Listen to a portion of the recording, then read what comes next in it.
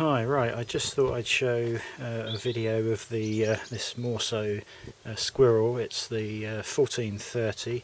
We've had it, oh, excuse me, we've had it 2 years, and it's we've had it in use for 2 seasons, and the we're selling it because we've got central heating being installed this year, and where we had fitted this on the wall, we had the TV wall mounted originally, and I really wanted to get back to having the telly wall mounted, so we thought rather than keep it for the occasional use, we would sell it. It's 4.5 kilowatt output. I'll just run through a few tips that we've found over the last couple of years. If you burn wood or logs in it, you will get a load of heat. It really is very, very hot.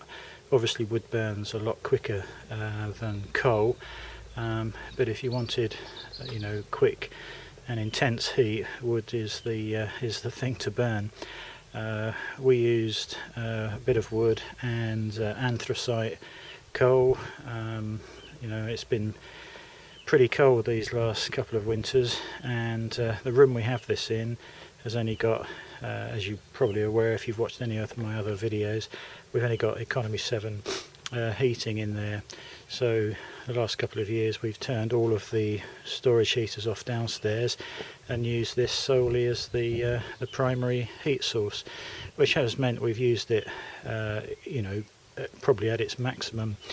And what you've got to bear in mind is, if you're using this excuse me, at its maximum, there are going to be some consumables you need to renew, possibly yearly if you run it really intensely. My dad's got one of these and has replaced virtually nothing in the 15 years that he's had it, but they're using it as a secondary heat source. So what we've tended to do each year, we have changed the door glass. That tends to go sort of opaque under the intense heat, and I mean we really do run it hot, so this isn't going to apply to most people. Also, I'll just open that door. You'll see in there, maybe you won't, I don't know, I'll do a close-up in a minute, but there's 3 fire bricks, 2 on the left and 1 on the back, and there is a cast iron baffle plate that sits at the top of the fire and rests on those fire bricks. Now we've had to change the fire bricks a couple of times and the top baffle plate a couple of times as well. Let's just see if I can get this a bit closer for you. It's really sunny out here, which I thought was going to be useful, but actually it's not. It's not really helping. Yeah. Oh, okay. There you can see the fire bricks.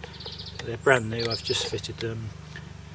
I wanted this as good as new as I can make it, but the rest of it, the cast iron base. Let me just pull these out.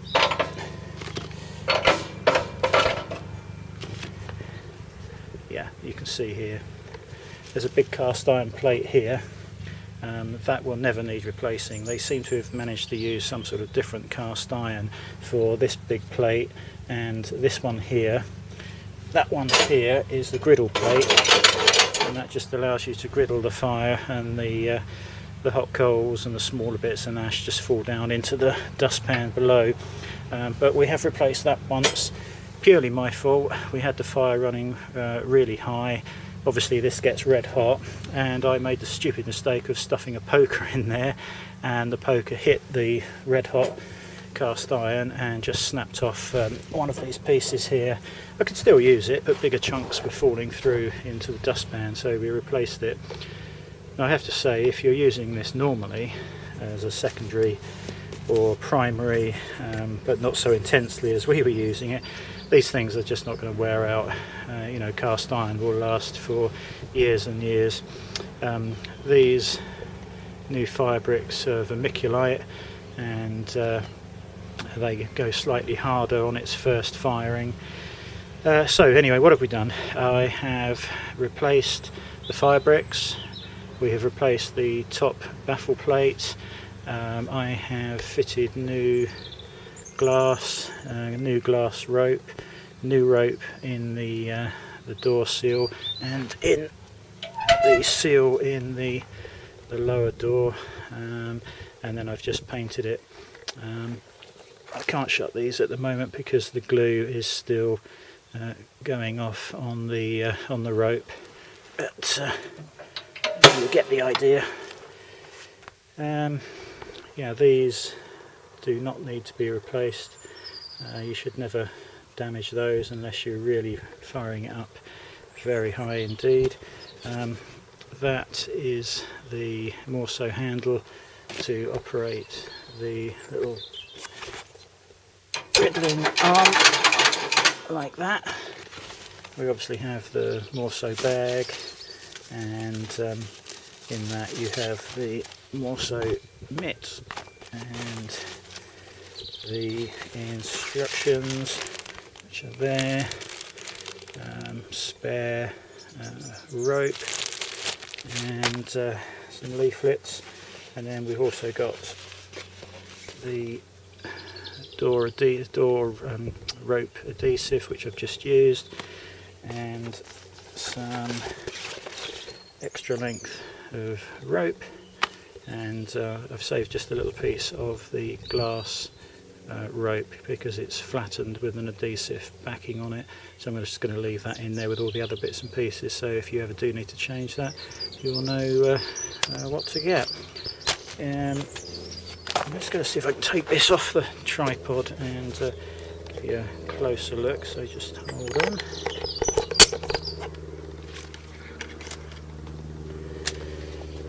Right, so I have just painted this. In the past we've used the Hotspots brush on paint. This time I stupidly went for the spray on one thinking it would be easier. What I didn't realise is that it doesn't really go very far. This one tin was barely enough to do the whole fire, which is pretty annoying. I may even buy a tin of the paint and just give it another coat, but it's not a major issue. You can do it in 5 minutes and it dries really quickly. So quick look inside, as you can see, if this will expose you. Alright, yeah, there we go. You can see the new fire bricks. That's the baffle plate that I was talking about. That just protects the cast iron body of the fire from the heat. This is a 1430 which has the air wash system. What that means is the airflow will tumble down over the glass and actually keep the soot from building up on it. You can also fit a what do they call it? I was going to say heat exchanger, but there's a sort of stainless steel boiler option, like a back boiler, and it sits up. I think it perhaps replaces the baffle plate, and you can connect that up to a hot water tank or central heating system. Well, we've obviously never done that, but this model you can actually do that. I think it's a popular option on canal narrowboats and that sort of thing. So yeah, new glass, new rope, same on the bottom there. The only thing I haven't bothered replacing is the dustpan. It's no point, it would have been a waste of 30 quid. If you pop a new one in there, so it's the first time you use the fire, it's just going to go, like this one has, so there's no point in changing that. But everything else has been changed. This has been top.